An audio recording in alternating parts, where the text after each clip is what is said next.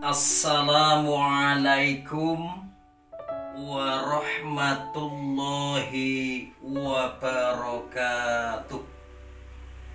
Alhamdulillahilladzi arsala rasulahu bil huda wa dinil haqq liyudhhirahu 'alad dini kullih wa kafa billahi syahida.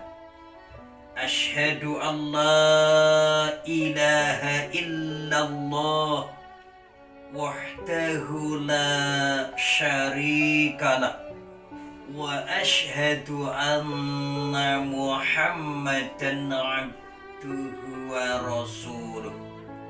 Assalatu wassalamu ala rasulillah wa ala alihi wa ashabihi wa mawala, amma ba'd.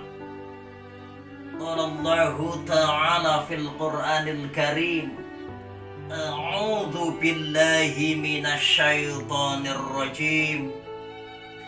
Bismillahirrahmanirrahim. Syahru Ramadan alladzi unzila fihil Qur'anu hudan linnasi wa bayyinatin minal huda wal furqan. Shadaqallahul azim. Kaum muslimin dan muslimat, para ibu dan para bapak, serta adik-adik yang senantiasa dimuliakan Allah. Alhamdulillah, syukur selalu kita panjatkan kepada Allah Subhanahu wa ta'ala atas berbagai kenikmatan yang selalu Allah berikan kepada hamba-hambanya. Salah satu di antara kenikmatan itu yakni Allah berikan kesempatan kepada kita untuk masuk di bulan yang istimewa, yakni bulan Ramadan. Semoga kita termasuk hamba Allah yang bisa mengisi kesempatan yang Allah berikan kepada kita di bulan Ramadan ini dengan berbagai amal kebaikan yang istimewa. Semoga sholawat dan salam senantiasa terlimpah kepada baginda Rasulullah Muhammad Sallallahu Alaihi Wasallam, kepada keluarga beliau, para sahabat beliau, dan insya Allah orang-orang yang selalu mencintai beliau. Amin. Kaum muslimin dan muslimat yang senantiasa dimuliakan Allah, bulan Ramadan sering dikenal dengan Syahrul Quran, yakni bulan diturunkannya Al-Quran. Bahkan kalau boleh kami katakan Syahrul Kutub, yakni diturunkannya kitab-kitab suci. Karena sebenarnya yang diturunkan di bulan Ramadan tidaklah sebatas kitab suci Al-Quran, namun juga kitab-kitab suci yang lain. Bahkan suhuf Nabi Ibrahim pun juga diturunkan di bulan Ramadan. Semoga kita termasuk orang yang bisa menggunakan Al-Quran menjadi bagian petunjuk dalam kehidupan kita. Jangan sebatas Al-Quran menjadi pajangan, menjadi pandangan, menjadi mas kawin manakala terjadi proses pernikahan. Kaum muslimin dan muslimat yang senantiasa dimuliakan oleh Allah Subhanahu wa ta'ala, orang yang mampu menjadikan Al-Quran menjadi bagian pedoman hidupnya bukan bukanlah setiap orang itu mampu berbuat semacam itu, karena ada tahapan-tahapan. Apa tahapan yang pertama? Orang itu yakin betul bahwa Al-Quran itu adalah wahyu Allah Subhanahu wa ta'ala yang diturunkan kepada Nabi tercinta, yakni Rasulullah Muhammad Sallallahu Alaihi Wasallam. Sekaligus mereka yakin betul akan kebenaran Al-Quran, karena Al-Quran tidak ada yang salah. Meragukan saja tidak, apalagi ternyata sampai salah. Dalam Al-Quran surah Al-Baqarah ayat yang kedua, Allah berfirman, A'udzu billahi minasyaitonir rajim. Bismillahirrahmanirrahim. Dzalikal kitabu la raiba fi hudal lil muttaqin. Jadi meragukan saja tidak. Berikutnya Al-Quran pun terjaga betul kebenaran dan juga kemurniannya. Karena apa? Karena Allah menjaga betul. Sebagaimana tercantum dalam surah Al-Hijr ayat yang ke-9. A'udzu billahi minasyaitonir rajim. Bismillahirrahmanirrahim. Inna nahnu nazzalna dzikra wa inna lahu lahafizun. Sungguh kami Allah yang menurunkan az-zikr, yakni Al-Quran, dan kami Allah pula yang menjaga Al-Quran itu. Kita sangat bangga. Ternyata semakin ke depan semakin banyak jaminan Allah untuk menjaga Al-Quran itu. Dengan banyaknya muncul para penghafal Al-Quran, bahkan dengan usia yang masih sangat belia. Hadirin wal hadirat, kaum muslimin dan muslimat yang senantiasa dimuliakan Allah. Dalam rangka menghadapi Al-Quran, paling tidak kata Rasulullah, ada 4 golongan manusia dalam menghadapi Al-Quran. Yang pertama apa? Yang pertama adalah orang yang beriman, yang mereka terbiasa membaca Al-Quran, memahami Al-Quran, dan juga mengamalkan Al-Quran. Yang ini oleh Rasulullah digambarkan kal utrujah, seperti buah utrujah, yang buah itu baunya wangi dan rasanya sangat manis.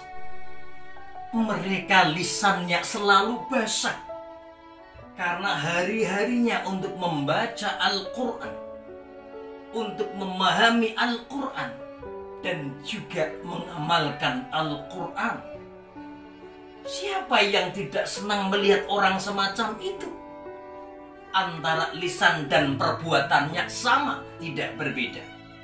Antara yang dibaca dengan yang dilakukan sama. Itulah orang yang beriman. Sungguh menakjubkan. Adapun kelompok yang kedua, kaum muslimin dan muslimat yang kami hormati, digambarkan seperti buah kurma katamroh. Buah kurma itu ciri khasnya adalah tidak berbau, tapi rasanya manis.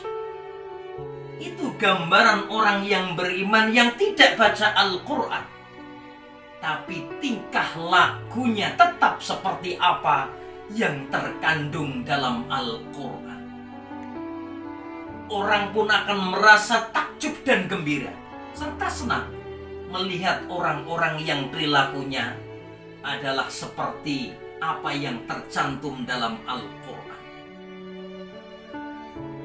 Kelompok yang ketiga adalah kelompok orang-orang munafik. Mereka ternyata lihai membaca Al-Quran, tapi kemudian perbuatannya tidak sesuai dengan yang dibaca. Itu yang oleh Rasul digambarkan karroihana, seperti buah roihana, yakni buah yang baunya wangi tapi rasanya pahit. Kalau baca Al-Quran luar biasa, merdunya, indahnya, bahkan mungkin tajwid dan mahrudnya pun ternyata benar. Tapi sayang ternyata perbuatannya tidak sesuai apa yang mereka baca. Tentu kita tidak mau termasuk golongan yang seperti itu. Adapun kelompok yang keempat, yakni orang munafik yang tidak baca Al-Quran, maka mereka digambarkan seperti buah yang tidak berbau dan rasanya pahit. Kaum muslimin dan muslimat yang senantiasa dimuliakan Allah Subhanahu wa ta'ala, paling tidak kita berharap jangan sampai menjadi kelompok yang ketiga dan keempat. Syukur menjadi kelompok yang istimewa, yakni kelompok yang pertama, yakni yang digambarkan seperti buah yang baunya wangi dan rasanya manis. Kaum muslimin dan muslimat yang senantiasa dimuliakan Allah Subhanahu wa ta'ala, Al-Quran itu punya cukup banyak nama. Al-Quran sering dikenal dengan istilah Al-Huda atau petunjuk, sehingga siapapun yang ternyata berpedoman dan berpetunjuk dengan Al-Quran, maka hidupnya tidak akan tersesat. Jangan sampai seperti orang mencari tujuan. Dia sudah membawa denah, dia sudah membawa alamat lengkap, tapi dia ternyata tidak menggunakan denah dan alamat itu. Maka apa yang terjadi? Tetap mereka akan tersesat, tidak sampai ke tujuannya. Maka hudan itu mestinya apa? Menjadi petunjuk. Nama lain Al-Quran juga sering dikenal dengan istilah Asy-Syifa atau obat. Sebagai orang yang beriman, mestinya ketika kita gelisah, ketika kita gundah, ketika kita sedih, ketika kita punya masalah, mestinya obatnya itu adalah Al-Quran. Mencari petunjuk yang ada dalam Al-Quran. Karena apa? Insya Allah ketentraman akan kita dapatkan ketika kita membiasakan membaca Al-Quran. Al-Quran juga sering disebut dengan nama An-Nur atau cahaya. Siapa sih yang tidak butuh cahaya? Ketika kita jalan di tempat yang cukup gelap, tanpa penerang sama sekali, maka An-Nur, maka cahaya, maka lampu kemudian kita butuhkan. Jangan sampai kita berjalan tanpa ada cahaya yang menerangi jalan yang kita lewati. Al-Quran itulah menjadi nur atau cahaya bagi kaum muslimin. Dan demikian juga masih cukup banyak kemudian nama-nama Al-Quran. Ada Al-Furqan, kemudian juga ada Alkitab, dan juga nama-nama yang lain. Hadirin wal hadirat yang kami hormati dan senantiasa dimuliakan Allah, sekelumit tausiah yang kami sampaikan, semoga kita bisa menjadi orang yang hidupnya selalu berpedoman dengan Al-Quran. Dan jangan sampai Al-Quran sebatas dijadikan menjadi pajangan, menjadi tayangan, menjadi aksesoris di rumah kita, tapi jadikan Al-Quran menjadi hudan. Sebagaimana Allah berfirman, hudan linnas wa bayyinatin minal huda wal furqan. Demikian, terima kasih. Mohon maaf. Assalamualaikum warahmatullahi wabarakatuh.